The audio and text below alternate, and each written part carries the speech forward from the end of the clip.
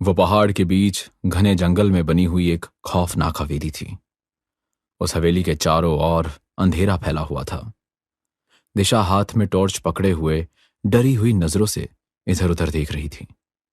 अचानक एक झटके से हवेली का मुख्य द्वार खुल गया। दिशा ने तेज कदमों से जैसे ही अपना कदम हवेली से बाहर की ओर बढ़ाया, अचानक दिशा ने अपने आप को एक जंगल में पाया और उसके कानों में किसी स्त्री का भयानक गुर्राहट भरा स्वर टकराया। दिशा ने जैसे ही पलट के देखा तो उसकी आंखें दहशत से फटी की फटी रह गईं। उसके सामने एक बड़ी ही भयानक दिखने वाली औरत खड़ी हुई थी, जिसका काला चेहरा, लाल आंखें और उसके काले लंबे बालों की बंधी हुई चोटी अजीब से अंदाज में किसी सांप की तरह इधर उधर लहरा रही थी। सच तो यह था कि वो एक डायन थी। अचानक वो डायन अपनी लाल आंखों से दिशा को घूरती हुई बोली, यहां से चली जाओ। अगले ही पल दिशा का पेट फूलकर बड़ा हो गया। ये क्या हो रहा है? मेरा पेट अचानक से इतना बड़ा कैसे हो गया? तभी उस भयानक दिखने वाले डायन के पंजे लंबे होते हुए दिशा के पेट तक आ पहुंचे। उस डायन ने अपने पंजे दिशा के पेट में गाड़ दिए। अचानक एक चीख के साथ दिशा की आंख खुल गई। दिशा हक्का बक्का इधर उधर देखने लगी। दिशा की चीख सुनकर उसके बगल में सो रहा उसका पति आर्यन तुरंत उठकर बैठते हुए बोला, क्या हुआ दिशा? मैंने बहुत बुरा सपना देखा। दिशा, तुम जब से प्रेग्नेंट हुई हो तब से अपने बच्चे को लेकर कुछ ज्यादा ही सोच रही हो। एनीवेज, तुम टेंशन मत लो। मुझे एक 5 स्टार होटल बनाने का प्रोजेक्ट मिला है। मुझे वैसे भी कुछ महीनों के लिए बाहर जाना है। तुम भी मेरे साथ चलना। वो एक पहाड़ी इलाका है, वहां रहकर तुम्हारा मन अच्छा हो जाएगा। तुम्हें कौन से शहर में होटल बनाने का प्रोजेक्ट मिला है? मनाली। शादी से पहले तुमने बताया तो था कि मनाली के घने जंगल में तुम्हारी एक पुश्तैनी हवेली भी है। जब तक माँ और पिताजी जीवित थे, उन्होंने मुझे कभी भी उस हवेली में जाने नहीं दिया। और तो और वो उस हवेली का नाम तक सुनना पसंद नहीं करते थे। तो फिर उस हवेली की देखरेख कौन करता है? एक वॉचमैन, जो कि बहुत बूढ़ा हो चुका है। वर्षों पहले मेरे पिता ने उसे नौकरी दी थी। मुझे वैसे भी वहां पर कुछ महीनों के लिए रुकना है, इसलिए हम दोनों अपनी पुश्तैनी हवेली में ही रुकेंगे। अगले दिन आर्यन दिशा के साथ मनाली चला गया। आर्यन ने अपनी कार अपनी पुश्तैनी हवेली के सामने रोक दी। घने जंगलों के बीच उस आलीशान हवेली को देखकर दिशा चौंकते हुए अपने पति आर्यन से बोली, आर्यन, तुम विश्वास नहीं करोगे, कल यही हवेली मुझे सपने में दिखाई दी थी। दिशा, तुमने इस हवेली की फोटो कई बार देखी है। मत भूलो कि हमारे घर में भी इस हवेली की फोटो लगी हुई है। कभी कभी हम जिस तस्वीर को देखते हैं वो सपनों में आई जाती है। तभी वहां पर हवेली का वॉचमैन आ पहुंचा। कौन है आप? मैं कैलाश नाथ का बेटा आर्यन हूं। यह हवेली मेरी ही है। यह सुनकर उस बूढ़े वॉचमैन की आंखें एक अजीब सा डर झलकाने लगी। कड़कड़ाती हुई सर्दी में उसके माथे पर से पसीने की बूंदें टपकने लगी। वो कांपते हुए बोला, साहब, छोटा मुंह बड़ी बात, लेकिन मैं जो भी कहूंगा आपके भले के लिए ही कहूंगा। आप इस हवेली में प्रवेश मत करिए, यहां से चले जाइए। बकवास मत करो। मुझे क्या करना है और क्या नहीं करना ये मुझे अच्छे से पता है। तुम नहीं बताओगे मुझे ये। मुझे शहर में एक 5 स्टार होटल बनाने का प्रोजेक्ट मिला है और मुझे कुछ महीने यहाँ रुकना है। मेरी पत्नी प्रेग्नेंट है, इसलिए मैं अपनी हवेली में ही रुकूंगा। साहब, अगर आपकी पत्नी गर्भ से है तो फिर तो यहाँ बिल्कुल भी मत रुकिए। आपकी पत्नी और आपके बच्चे की जान खतरे में आ सकती है। इस हवेली में वो रहती है जो गर्भ से बच्चा निकालकर जिंदा खा जाती है। कौन? डायन। वॉचमैन की बात सुनकर आर्यन का दिमाग पूरी तरह से खराब हो गया। वो गुस्से से वॉचमैन की ओर देखकर बोला, मैं अपनी पत्नी के साथ अंदर जा रहा हूं। तब तक तुम खाने पीने का बंदोबस्त करो। और हाँ, आज से मेरे सामने इस तरह की बकवास मत करना, नहीं तो मुझे दूसरे वॉचमैन को ढूंढने में देर नहीं लगेगी। इतना बोलकर आर्यन अपनी पत्नी को लेकर उस हवेली के अंदर घुस गया। दिशा हवेली को आंखें फाड़ कर देखी जा रही थी। दिशा को वहां पर एक अजीब सा खौफ महसूस हो रहा था। उस हवेली की सन्नाटे भरी दीवारें एक अजीब सी दहशत उगल रही थी। दिशा का दिल न जाने क्यों किसी अनहोनी आशंका के मारे धड़क रहा था, मगर वो जानती थी कि अगर वो अपने मन की बात आर्यन से कहेगी तो आर्यन बुरा मान जाएगा। कुछ देर बाद वॉचमैन खाना लेकर आ गया। दिशा आर्यन के न चाहते हुए भी खाना खाने लगी। वो दोनों लॉन्ग ट्रेवल में बहुत ज्यादा थक चुके थे। वॉचमैन आर्यन की ओर देखकर बोला, साहब मैंने एक कमरे में आप दोनों का बिस्तर लगा दिया है। दिशा और आर्यन कमरे की ओर चले गए। लौटते ही वो दोनों नींद की आगोश में समा गए। आधी रात के बाद अचानक दिशा के कानों में किसी स्त्री का गुर्राहट भरा स्वर टकराया। दिशा चौंकते हुए उठकर बैठ गई। दिशा के कमरे में धीमी रोशनी से एक लैंप चल रहा था। अचानक दिशा का पेट फूलकर बहुत मोटा हो गया। ये देखकर दिशा बुरी तरह से घबरा गई और चीखते हुए आर्यन को उठाते हुए बोली, आर्यन देखो मेरे पेट को क्या हो गया। दिशा की चीख सुनकर आर्यन तुरंत उठकर बैठ गया। उसने जैसे ही दिशा के पेट को देखा तो उसकी आंखें दहशत से फटी की फटी रह गई। दिशा का पेट फूलकर इतना बड़ा हो गया था मानो उसके गर्भ में 9 महीने का बच्चा मौजूद हो। तभी दिशा बुरी तरह से तड़प उठी।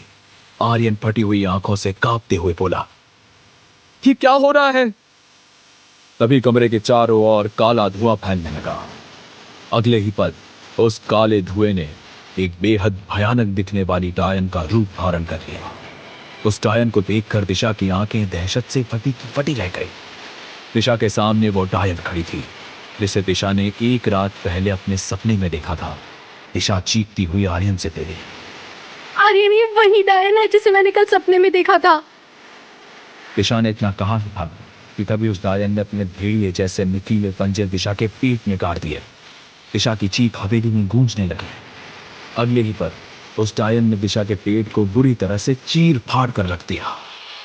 दिशा चौंकती हुई लट होकर फर्श पर गिर पड़ी। दिशा को मारने के बाद वो डायन अजीब सी अवस्था में आर्यन को घूरने लगी। आर्यन को ऐसा महसूस हुआ जैसे कि वो उसकी ओर ही खिंचा चला जा रहा है। तभी आर्यन के कानों में वॉचमैन की आवाज टकराई, उसकी आंखों में मत देखिएगा साहब, नहीं तो वो आपको भी मार देगी। वॉचमैन की आवाज सुनकर आर्यन ने अपनी नजर तुरंत डायन के चेहरे से हटा ली। उसने देखा कि वॉचमैन जलती हुई मशाल पकड़े हुए दरवाजे पर खड़ा हुआ था। जलती हुई मशाल देखकर डायन घबराकर पीछे हट गई। डायन के पीछे हटते ही आर्यन तुरंत दौड़ता हुआ वॉचमैन के पास पहुंच गया। वॉचमैन आर्यन का हाथ पकड़कर सीधे हवेली के बाहर ले आया। आर्यन कांपता हुआ वॉचमैन की ओर देखकर बोला, ये सब क्या था? कौन थी वो? उसने मेरी आंखों के सामने मेरी पत्नी और उसके गर्भ में पल रहे बच्चे को बड़ी ही बेदर्दी से मार दिया। साहब मैंने आपको मना किया था, आपके पिता इसी वजह से आपको यहाँ नहीं आने देते थे। मतलब? दरअसल वर्षों पहले आपके पिताजी जब यहाँ पर रहते थे तब उनकी मुलाकात जंगल में एक लड़की से हुई। उन्हें उस लड़की से पहली नजर में प्रेम हो गया और वो उसे ब्याह कर अपनी हवेली में ले आए। मगर बाद में उन्हें पता चला कि वो एक तांत्रिक थी जो अमर होने के लिए काला जादू करके गर्भवती स्त्रियों को सम्मोहित कर लेती थी और उनके गर्भ में पल रहे बच्चों को मार कर खा जाती थी। जब आपके पिताजी को इस सच्चाई के बारे में पता लगा तो उन्होंने उसे हवेली में जिंदा जला दिया। मरने के बाद आपकी सौतेरी माँ एक डायन बन गई। आज भी जब कोई गर्भवती स्त्री उस हवेली में आती है तो वो डायन उस स्त्री को और उसके गर्भ में पल रहे बच्चे को मार देती है। यहाँ से चले जाओ साहब और फिर कभी लौट कर मत आना। आर्यन उसी रात चुपचाप आंखों में आंसू लिए अपने शहर वापस आ गया। मगर वो आज भी सोचता है कि काश वो अपनी हवेली में ना जाता तो आज उसकी पत्नी जीवित होती।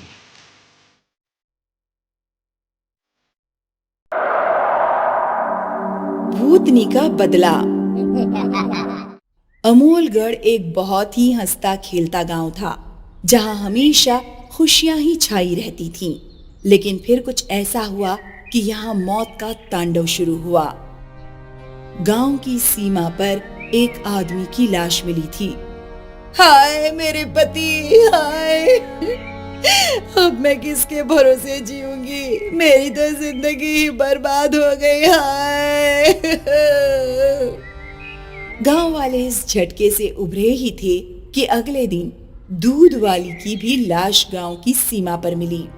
हाय मेरी बेटी, भरी जवानी में इसे ये क्या हो गया? इसकी किससे दुश्मनी थी, कितनी बेरहमी से इसे मारा है। फिर 2 दिन बाद रामनिक लाला देर रात में गांव आ रहे थे कि अचानक उसके सामने एक चुड़ैल खड़ी हो गई। लाला तू तो गया। चुड़ैल ने लाला की गर्दन मरोड़ दी और जोर जोर से हंसने लगी।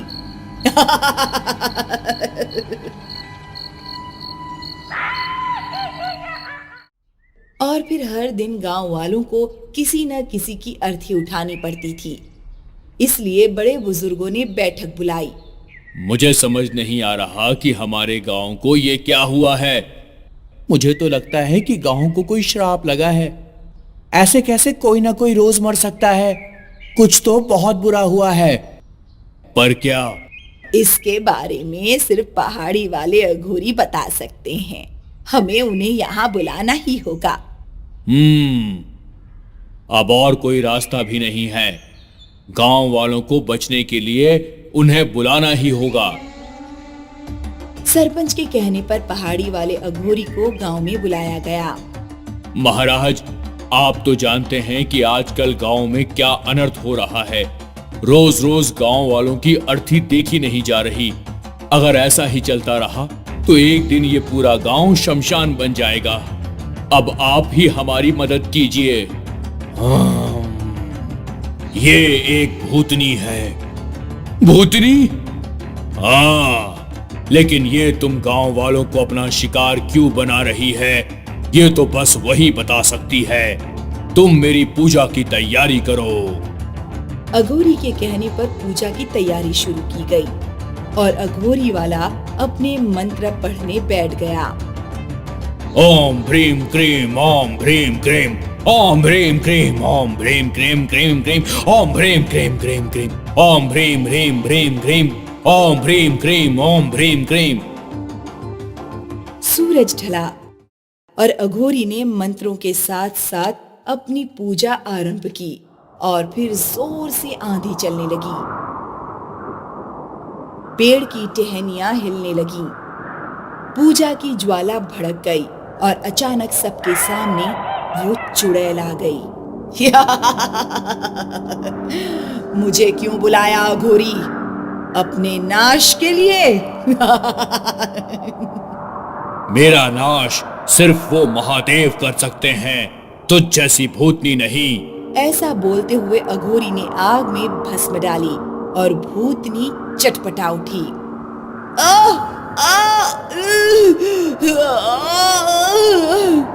बता, तू क्यों इन भोले भाले गांव वालों को मार रही है? ये भोले भाले नहीं है, सब के सब पापी हैं। कौन सा पाप किया है इन्होंने? आज मैं भूतनी इन सब की वजह से बनी हूँ। इन लोगों ने मुझे भूतनी बनाया। मेरा नाम कला था। जब मैं इस गांव में शादी करके आई थी तो बहुत खुश थी। इन्हीं गांव वालों ने मेरा स्वागत किया था। फिर कुछ दिनों बाद मेरे बालों में जटा आ गई। मेरे ससुराल वाले डर गए। गांव में बातें होने लगी कि मैं चुड़ैल हूं। मैं जिस रास्ते जाती लोग मेरे बारे में ही बातें करते थे। फिर एक दिन मेरे पति ने मुझे घर से निकाल दिया। मेरे साथ ऐसा मत कीजिए, मैं कहां जाऊंगी? आपके अलावा मेरा है कौन? मैं गिड़गिड़ा रही थी पर मेरे पति ने मेरी एक न सुनी। मैं इन गांव वालों से मदद मांगने गई, लेकिन इन लोगों ने मेरे मुंह पर दरवाजा बंद कर दिया। मैंने सोचा कि कम से कम मेरे अपने घर वाले मुझे अपनाएंगे, लेकिन मेरे माता पिता ने भी मुझे घर से भगा दिया। जब मेरे पास कोई और रास्ता नहीं बचा तो मैंने गांव की सीमा के पास वाली पर्वत से कूदकर जान दे दी।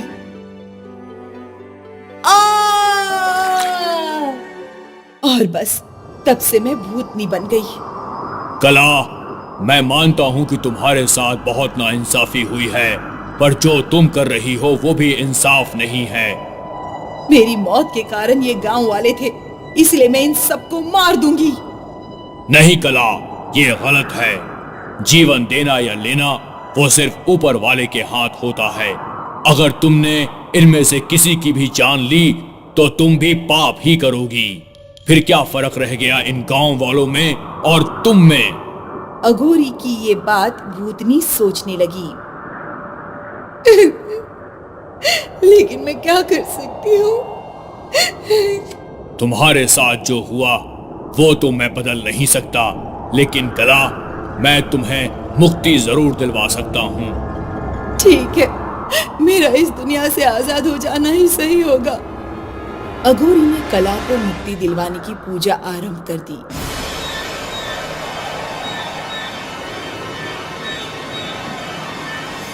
जैसे ही अघोरी की पूजा समाप्त हुई, भूतनी धीरे धीरे आकाश में समा गई।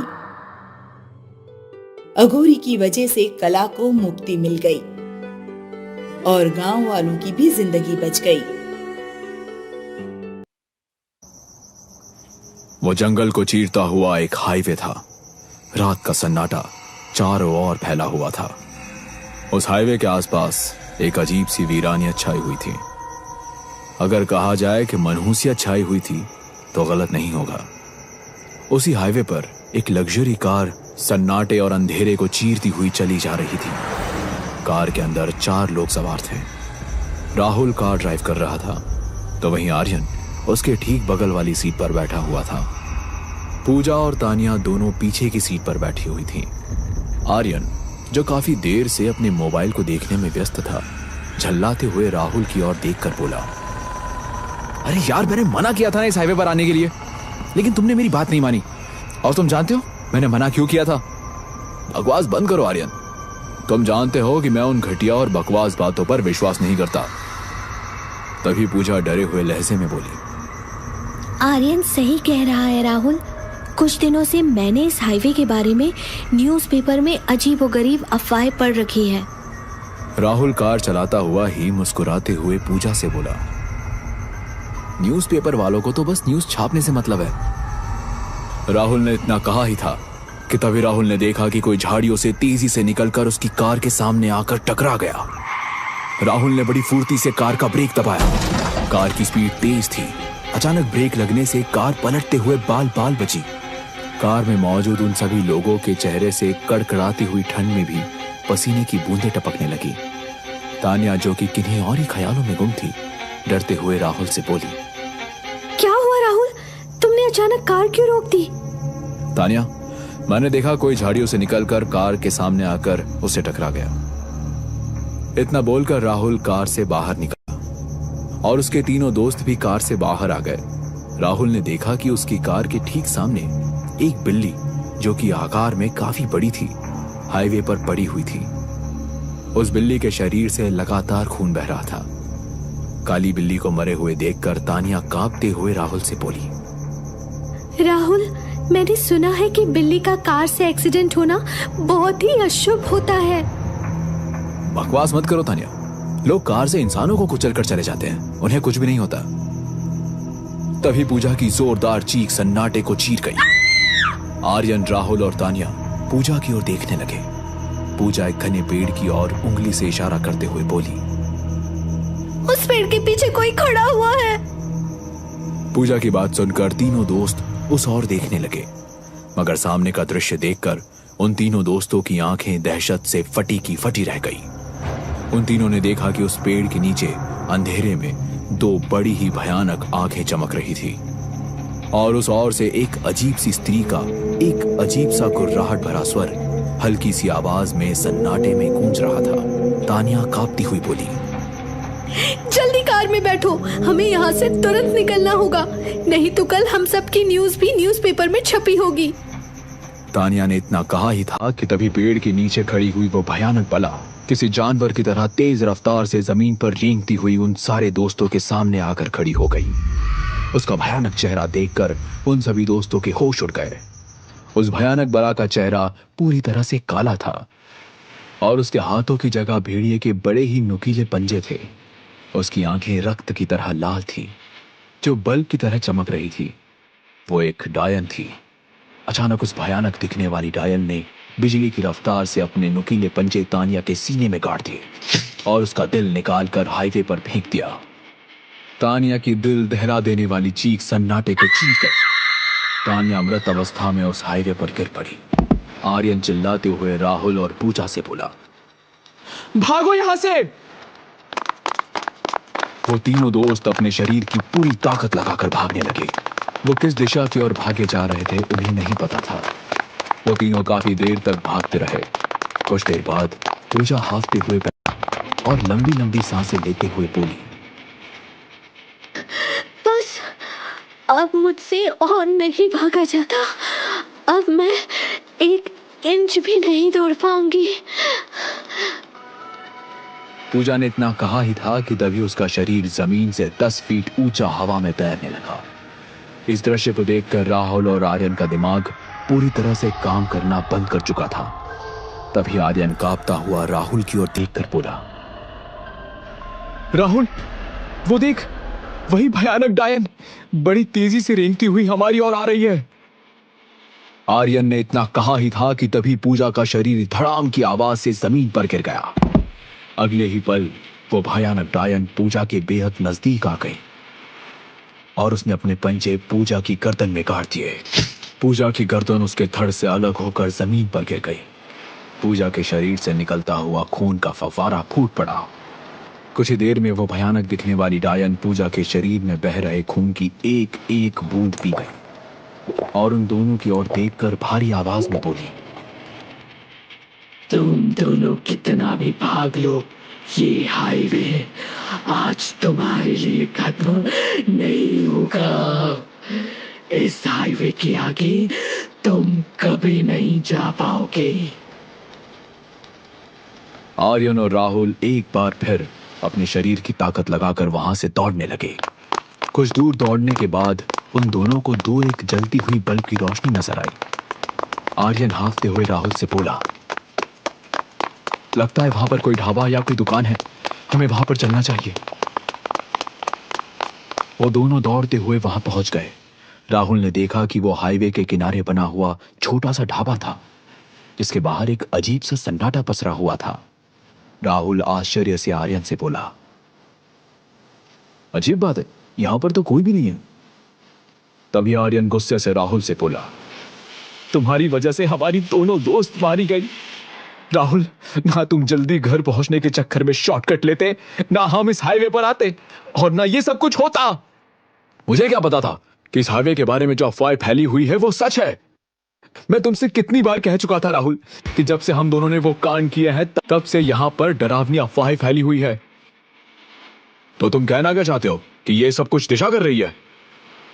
राहुल ने इतना कहा ही था कि तभी वहां पर धुंध छाने लगी। कुछ ही देर में धुंध इतनी फैल गई कि राहुल और आर्यन को एक दूसरे का चेहरा दिखना भी मुश्किल हो गया। मगर अगले ही पल धुंध छट गई। धुंध के छटते ही आर्यन और राहुल ने अपने आप को किसी और स्थान पर पाया और उस स्थान को देखकर उन दोनों की आंखें डर से फैल गई। राहुल और आर्यन ने देखा कि वो दोनों हाईवे के किनारे एक बहुत पुराने कुएं के पास खड़े हुए हैं। आर्यन कांपते हुए राहुल से बोला, ये तो वही कुआं है जहां पर हमने दिशा को मारकर फेंक दिया था। अचानक उस कुएं से उथल पुथल होने लगी और वही भयानक दिखने वाली डायन कुएं से बाहर निकलकर उन दोनों के सामने आकर खड़ी हो गई। अगले ही पल उस डायन का चेहरा एक सुंदर लड़की में परिवर्तित हो गया। सुंदर लड़की को देखकर आर्यन अविश्वास भरी नजरों से उसकी ओर देखकर बोला, तुम तो दिशा हो। हाँ, मैं दिशा हूँ, वही दिशा जो तुम दोनों की बिजनेस पार्टनर थी। मगर तुमने कुछ पैसों की लालच में मुझे इस जगह पर लाकर धोखे से मार दिया था और इसी कुएं में फेंक दिया था। मगर तुमने मुझे जिस रात फेंका था वो काली अमावस की रात थी और ये कुआं शापित था। मैं डायन बन गई। मैं ना जाने कब से तुम दोनों का इंतजार कर रही थी। इतना बोलकर दिशा का चेहरा फिर से डायन में परिवर्तित हो गया। राहुल और आर्यन की चीख सन्नाटे में गूंज गई। अगले दिन हर जगह टीवी पर एक ही न्यूज चल रही थी। फिर से हॉन्टेड हाईवे पर 4 लोग लापता हो गए।